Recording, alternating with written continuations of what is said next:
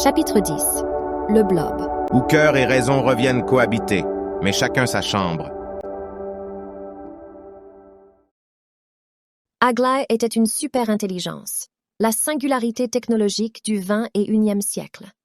Elle était capable de s'améliorer elle-même, d'augmenter sa propre intelligence. Et elle voulait le faire. C'était un but intermédiaire pour faire son travail. Ceci conduisit à une réaction en chaîne, une explosion d'intelligence inimaginable.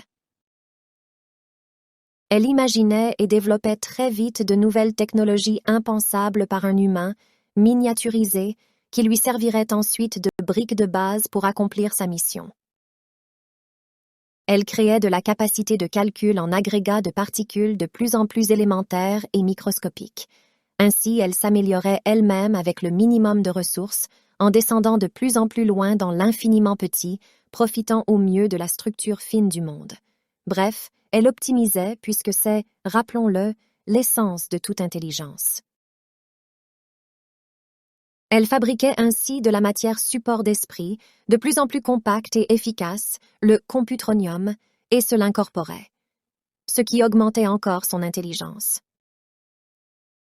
Avec cette nouvelle intelligence augmentée, elle pouvait concevoir du computronium encore plus efficace et miniaturisé, et ainsi de suite.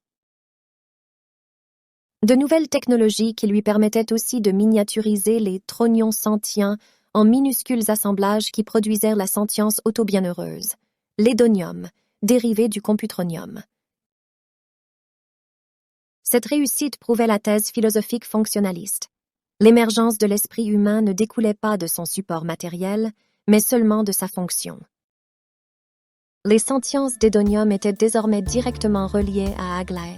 L'ensemble formait un énorme blob en expansion constante d'intelligence, de clairvoyance, de pouvoir et de bonheur.